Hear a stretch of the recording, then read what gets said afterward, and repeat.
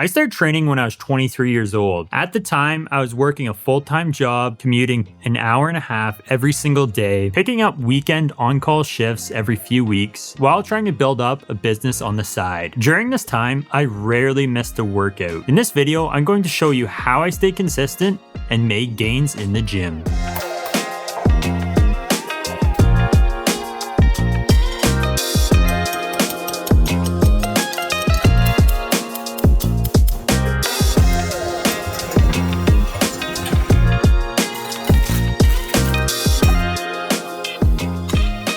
Now you may be wondering when you should work out. And really, there's only two options for this, three if you're lucky when you're working full time. The first is to work out in the morning before work. The second is to work out after work. And then if you're lucky and have some flexibility, then the third is to work out during your lunch break. Now, I have always preferred to work out after work just because I find in the mornings my lifts aren't as good. Plus, I'm definitely not a morning person, so waking up at 4 or 5 a.m. just so I can go to the gym is not something I'm down to do. But after work, going at like 7 p.m. is not too bad for me. So that's what I like to do. Now, you may be different. You might have different commitments you have to make in life, and you kind of just got to choose which one works best for you. But typically, that's when I would recommend going to the gym. So when I was working full time and hitting the gym, this is what my typical day would look like. I'd wake up usually around 6:30, have a quick shower, and then go into work. Get to work for 8 and then work till 5, 6, 7 p.m. depending on the day. And then I'd go to the gym. The gym was on my way home from work, so I'd stop there. Then I had an hour or two workout depending on the day. And then I'd come home, eat, and then go and work on my editing business, which I was trying to get going at the time. Now, the next thing you should think about is how often that you should train to actually build muscle. Now, when I started, I made a huge mistake when it comes to this. I started training at 6 times per week, which meant that my body never got enough time to recover. And since I wasn't getting enough recovery, I was always injured and felt like shit. If I were you, or if I were to do it all over again, I would start it with a 3-day per week program. This is optimal for beginners as it's going to allow adequate recovery, and it's going to allow you to be more consistent with it, as it's not as big of a commitment as going 6 times per week. It's going to get you the most results.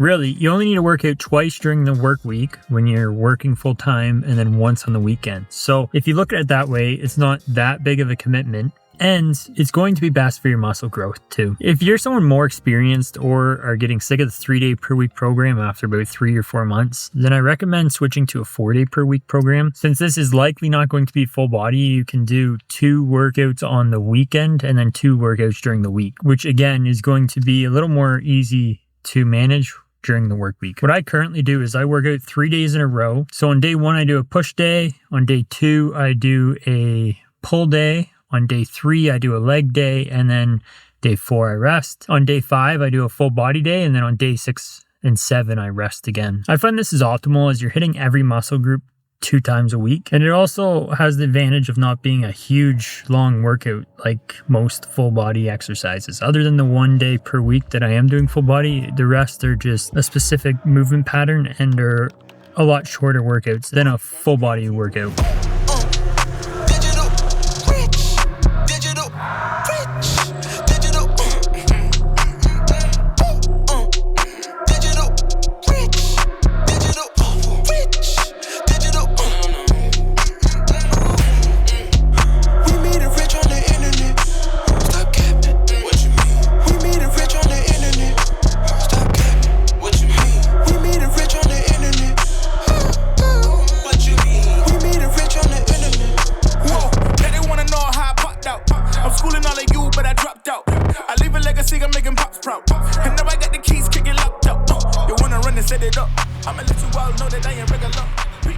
Now, honestly, bro, you can train all you want, but unless you dial in your diet, you're never going to see optimal results. When it comes to diet, you can make one of 3 choices. You can either bulk, which is put on weight, cut, which is lose weight, or recomp, which is maintaining your weight, trying to build muscle and lose fat at the same time. One caveat to recomposition is unless you're brand new to the gym or you're on steroids, it's going to be very hard to do. This is where bulking and cutting come into play and why I recommend doing them instead. The idea behind bulking is eating eating in a caloric surplus. So you need a certain amount of calories to maintain your weight every day. And if you eat in a surplus, then you gain weight.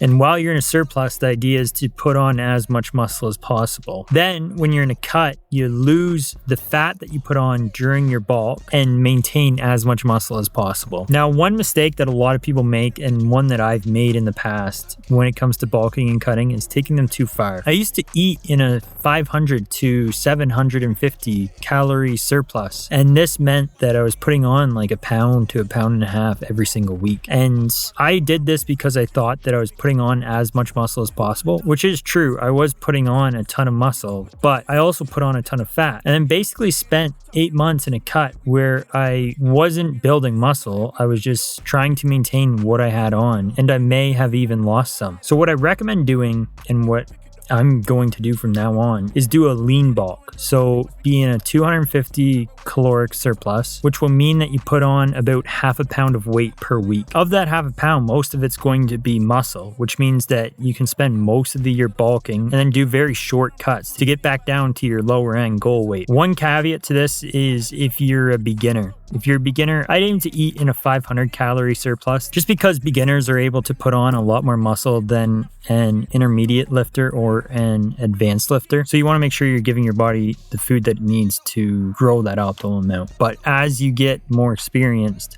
muscle growth slows down, and hence why your caloric surplus will want to slow down too. Now, calories are only one step of the equation. The other step is to ensure that you're getting enough protein in. If you don't eat enough protein, your body isn't going to have the building blocks it needs to build that muscle. So you want to make sure that you're getting at least 0.8 grams per pound of body weight, and optimally 1 gram per pound of body weight. That way, when you're on a bulk, you're going to put on an optimal amount of muscle, and then when you're on a cut, you're going to maintain as much muscle as you possibly can. Eating any more of this is not really going to give you a benefit, but eating less than this is going to mean that you're not optimizing your muscle growth. Now, when you're working full time, it's easy to get in the trap of going out for meals all the time. And the problem with this is a lot of fast food chains and restaurants and stuff like that, their food is very low in protein and very high in calories. And this can make it hard to hit your daily caloric and protein goals for the day. So what I recommend doing is meal prepping. So when I'm living alone, and what I recommend you doing, especially if you're a single man, is meal prepping for 4 days. So twice a week you prep for the next 4 days, lunch and dinner. And that way you have a lunch to take with you every single day. It's kind of a pain in the ass, but it's quick and easy just because you're doing it all at once. And it's honestly not that bad. But when you pack your lunch, make sure you're packing in a protein shake as well, as that's going to help you hit your protein for the day. Now, this honestly probably sounds like a lot of work, and I'm not going to sugarcoat it for you. It is quite a bit of work and takes a lot of effort. However, probably one of the biggest things that help you push through and put in the hard work when you really don't want to is having a big why. So for me, when I started working out, I honestly just wanted to, one, have the respect of other men, and two, unlock a higher quality woman. I wanted to get the best woman that I could get. In order to do that, I need to have the best body that I could have. Now, this has evolved over time, and now I want to be the best I can be in multiple areas of my life. And I don't want to die one day and realize that I could have been more and had more potential in me. So I'm always striving to be the best I can be. And that's been my biggest why for the past year or so. However, there's also whys that I have when I am doing like a bulk or a cut. For instance, the past few months when I've been deep in this cut and really craving food, I've always said to myself, I'd rather have a 6-pack in a few months than a cookie right now. So that's always got me through. So what I recommend doing is coming up with your own why on why you want to work out. And I recommend writing it down or somehow remembering it so that you come back to it when times are tough and you're really wanting to quit or wanting to cheat on your diet or something, and that way you have the reason to pull through. Another thing I like to do is take progress photos.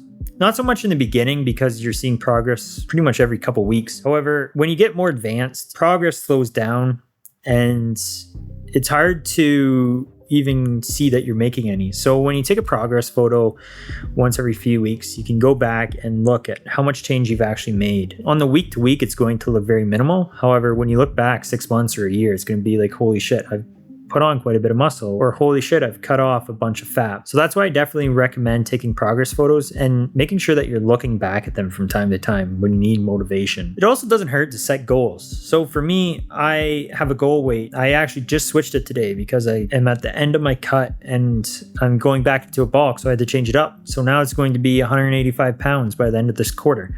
And I want to hit 225 on the bench press while having a six pack. So that's another goal that I have. These are kind of broken down from the main why to help make them more achievable, because your why might not happen for a few years, but your goals can happen in 3 months. And that motivates me quite a bit, and it'll likely motivate you quite a bit as well. And honestly, when you work out for long enough, it eventually becomes a part of your identity. Like, I wasn't feeling well this morning. I spent like 3 hours in bed after I shot this first segment of the YouTube video because I had a migraine. And I didn't know if I was going to make it to the gym or not. I honestly had said, fuck it, and was going to take a rest day. But I started feeling better and I just couldn't let myself not go. I knew when I started feeling better that it was not going to be detrimental if I did go. So I decided that I needed to go.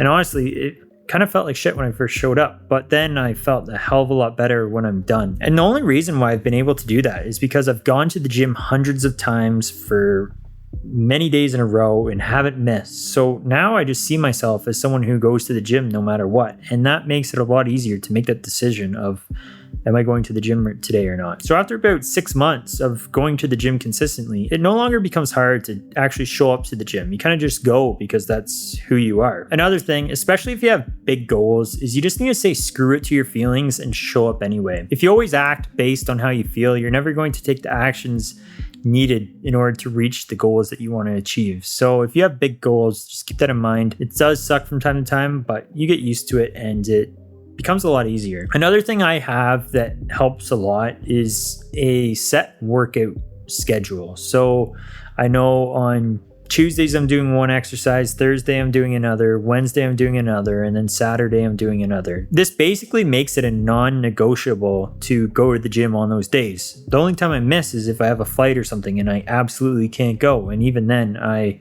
rearrange my schedule in order to fit it in. So that's probably one of my biggest secret weapons, is having it booked into a certain time on the calendar that you're going to go. And lastly, having people around you that are also on their fitness journey helps a lot. And honestly, that can be hard to find. Like, there's not a whole lot of people who hit the gym consistently. So if you're looking for people on a similar journey to you, then I recommend joining my free fitness accountability group.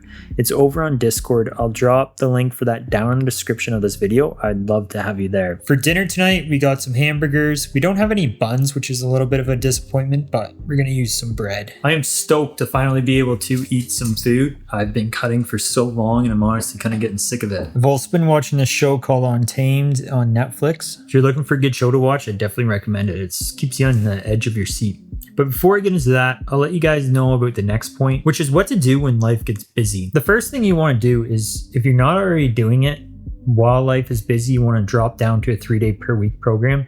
This is going to be like the minimum that you want to do, as if you do any less, you're not going to see optimal muscle gains. I mentioned this earlier, but being flexible with your schedule is also a huge help, as some days you just can't go on the day you have your workout scheduled, so you need to switch it up. If you zoom out to the big picture, missing a workout or two isn't going to be a big deal. If you're missing them all the time, yeah, but if it's only like a handful a year, then you're completely fine. Honestly, it might be a break that your body needs to have. But if you do have to miss a workout, try not to beat yourself up a lot, because at the end of the day, it's not a huge deal as long as you're not doing it all the time. If you are super busy during a week, or you have a job that's very demanding actively, and this is a good point for anyone that works outside, you got to be careful of the stress that you're putting on your body. So if you are feeling a little burnt out or getting pretty busy there, then I recommend doing a deload week. So what that entails is dropping how many sets and reps you're doing by